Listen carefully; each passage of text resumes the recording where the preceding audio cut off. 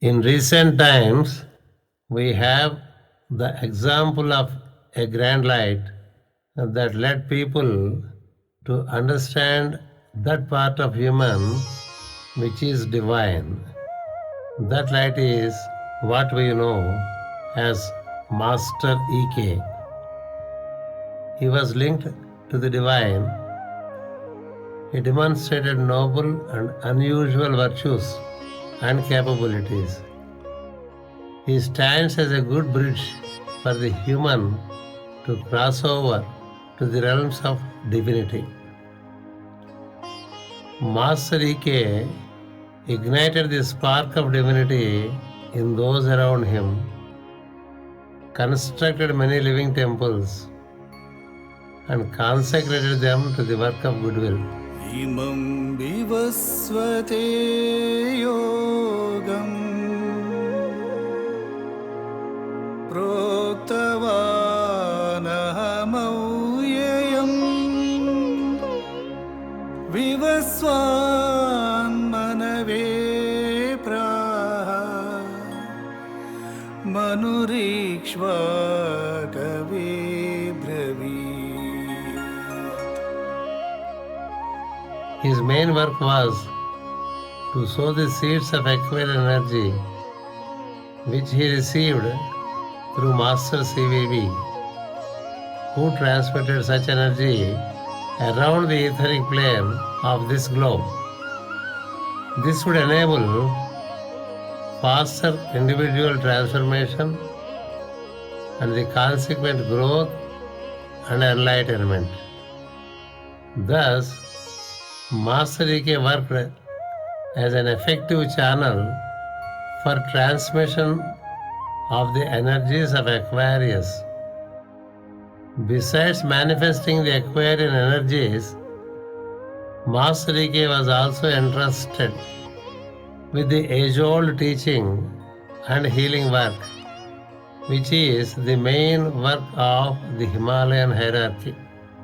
Thus, Master EK's work essentially revolves around the introduction of the yoga of immortality propounded by Master CVV, teaching the intricacies of ancient wisdom and healing the people.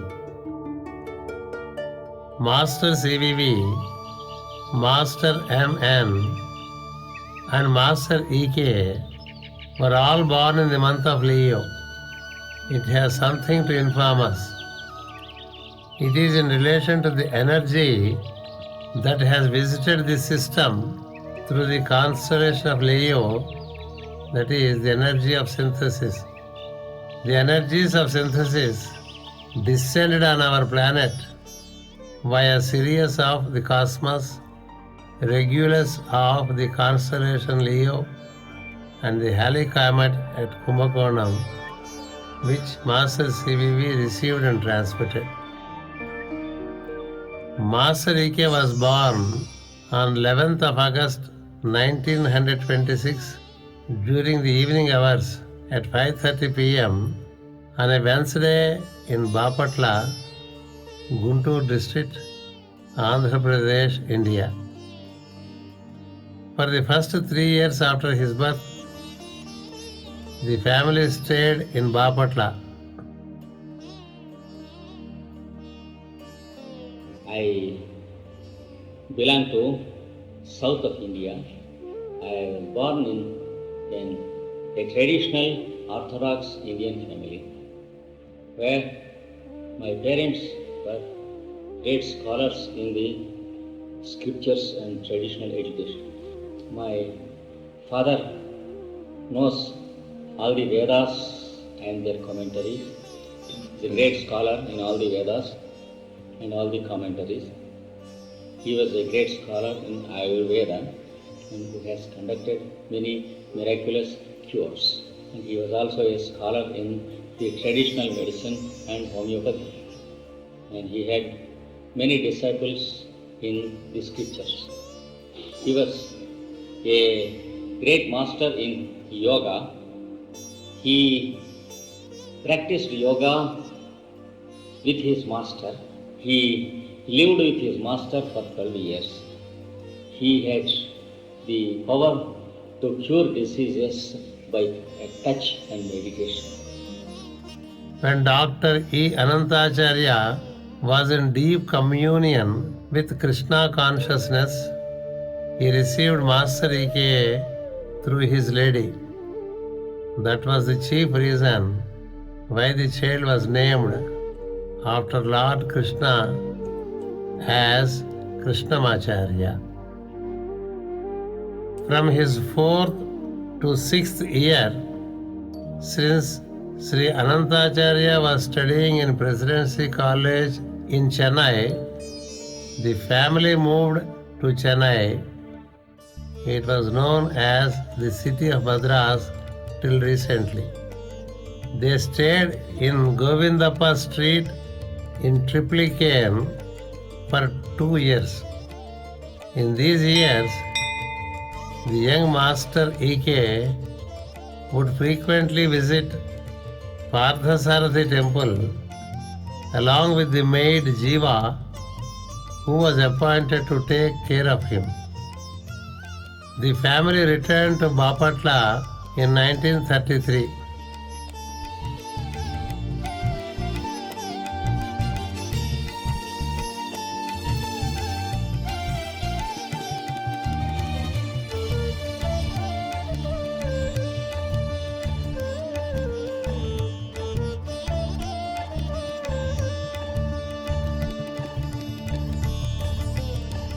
Master EK was the eldest son to his father. When he was of 13 years age, he lost his mother. But even from childhood, Master EK felt the guidance of his mother. Master EK had 3 younger brothers whom he took care of, fulfilling the role of the mother to the younger brothers. His father did not send his children to the school. He was of a firm conviction that the modern schools do not teach what is to be taught. They would mold children as per the concurrent average human thought. The children would lose all the thinking and creative abilities. They would settle down as ordinary amidst the multitudes. He wanted his children to be much more than the average food-seeking, money-making, comfort-mongering human beings. Dr. Anantacharya therefore taught the children himself, and Master EK learned many intricacies of the Vedas and its symbolism even as a child from his father.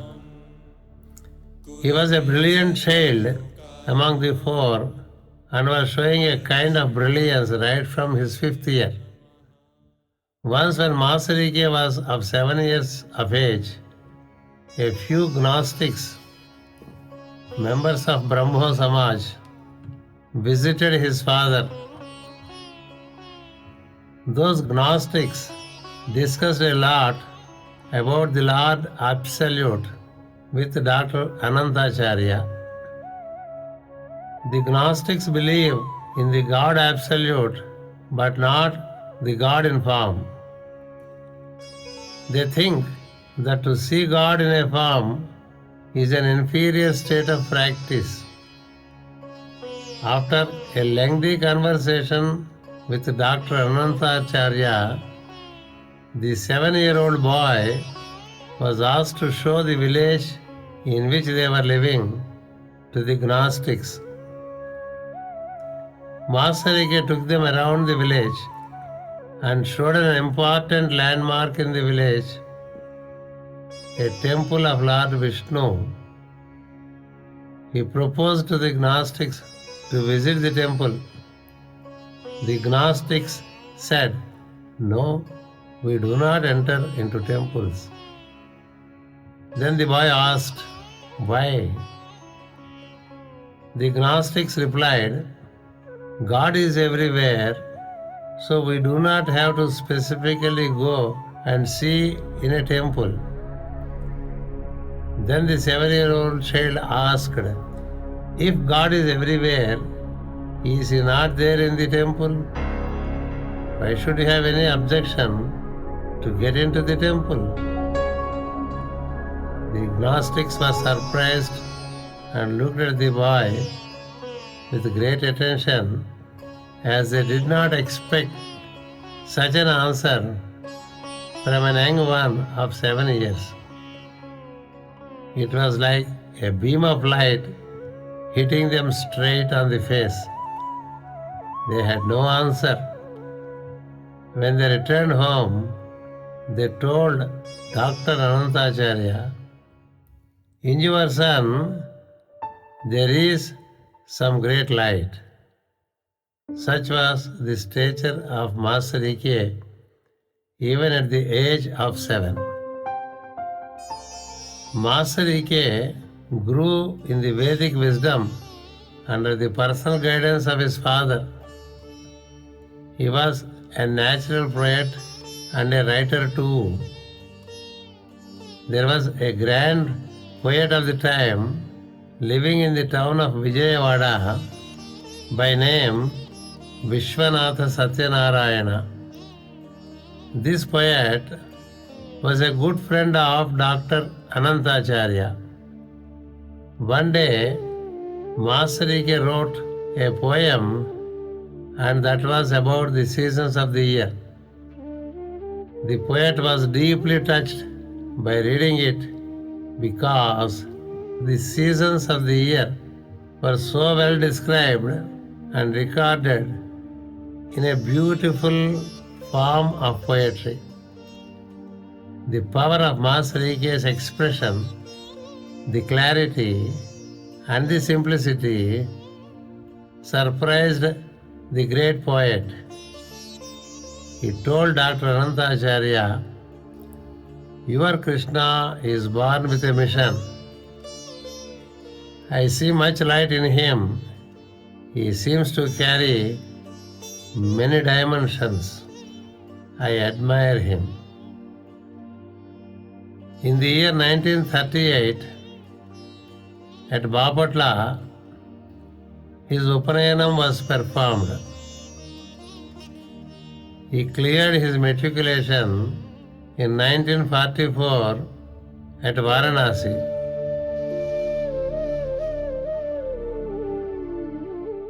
Later, he studied intermediate at Guntur Hindu College.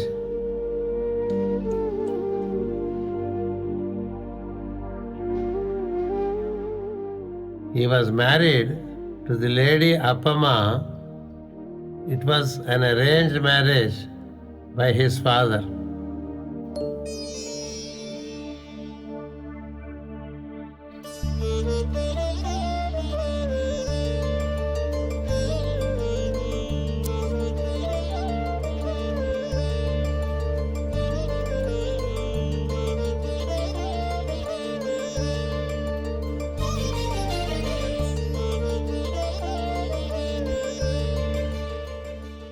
Though Master Ekkirala had a good knowledge of the Vedas from his father, by his soul quality, he preferred the worship of the World Mother Gayatri. As he lost his mother in his early age, he was receiving a kind of motherly nourishment during the sleep hours. This led him proximate to mother's energy. His father taught him the essence of the Veda.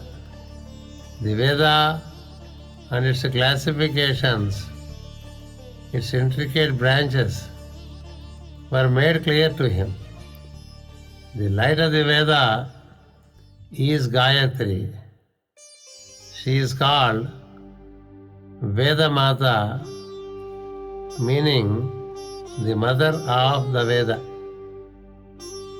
Master Ekkirala instinctively took to Gayatri.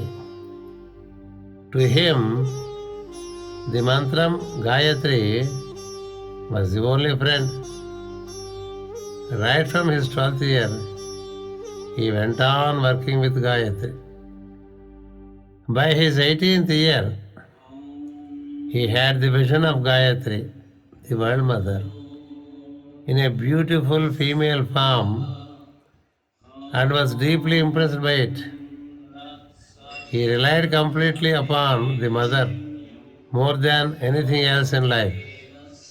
To him, the Mother Gayatri was the friend in need, the guide at crossroads, the mother to console, and the teacher to enlighten. Between 1946 and 49, he was studying Bachelor of Science in Vijayawada at SRR and CVR College with particular emphasis upon biology, physics and chemistry. And later he studied MA, meaning Master of Arts, in Telugu at Andhra University, Visakha. As he entered the university, his worship of Mother Gayatri had reached great heights. During those days, the university was open for 5 days during the week, that is, from Monday to Friday. Master EK used to disappear from the university hostel on Friday evening. He was not available to the friends and colleagues and used to reappear only on Monday morning. He used to regularly go to Santhi Ashram, an ashram on the seashore of Visakha, and sit under a ficus religiosa tree from Friday evening till Monday morning. He had only one thing to do: chanting Gayatri. He lived on water and worshipped Gayatri thus during the entire weekends. He gained such light in his head that the students used to feel the brilliance. He was a handsome man too, and the brilliance in his face added dignity and gait to his facial aura. Due to the continued worship of Gayatri, his countenance gained the female beauty. He was attractive to look at. The men and the women were equally admiring him, particularly when he smiled. His smile ignited the spiritual life in many. His looks were sharp, shining, and carried awakening ability. The vision in him was developed so much due to his regular contemplation upon the Mother Gayatri that he could even see the examination paper which would come the day after in the examination hall. He could very clearly see the whole examination paper. In the beginning he was excited, but he quickly shut the door on such usage of the light. He felt it would tempt him to many more things, causing the fall. When he was young, he enjoyed a few such visions, shared them discreetly with his friends, but then, thanks to his discretion, he indulged no further. Master EK continued to meditate upon Gayatri in a manner which was really unique of him. His love for Gayatri was beyond boundaries. He carried in him the characteristics of the Mother. He was very lovable, serviceable, patient, tolerant, and understanding. People felt great comfort and joy in his presence. During this time, he would spend a lot of time in the library, and apart from his regular college studies, he studied the works on Tantra, Mantra, and various other esoteric sciences. He studied the works of Sir John Woodruff, the scripture of Sharada Tiragatantra, etc. He even studied in depth the science of astrology in its Vedic form as well as in its Western form. Master was 21 years of age when the then Vice Chancellor, Dr. Sir C.R. Reddy, came on rounds to the hostel block. Master submitted to him the poetry Arpana, the principle of offering, written by him. He was deeply admired by the Vice Chancellor for producing such a sublime poetry. The Vice Chancellor himself was a man of outstanding accomplishments. Besides being a poet, he was conferred with the high British honor of Sirhood. He was touched by the poetry of the Master and spontaneously stated, "The university is proud that it has within its compound a poet of the caliber of Krishnamacharya." This was one example of his outstanding caliber as a poet. When he was to write his post-graduation examination in literature, he was to pay money for the examination. His father sent him a money order which did not reach in time. He was studying in Visakha, and his father was staying 300 kilometers away from the place at Vijayawada. Though the money order was sent, it did not reach in time. Master KPK was deeply concerned that he may not be able to appear for the examination.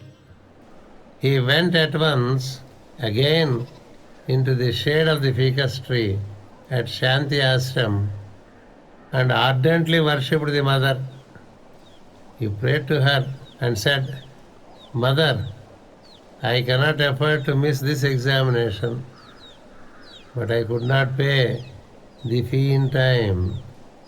You are the only solution and solace to me, Mother." The Mother appeared to him, saying, "Your fee is paid. Don't you worry. You will get your hall ticket to write the exam." He was pleasantly surprised and inquired, "Who paid the fee?" The Mother said, "It is paid." The next day, when he went to the university office, his name was on the list of the students who paid the fee. Master KPK came out of the postgraduate examination of the university with the flying colors. He stood first in the exam. That concluded his collegiate education.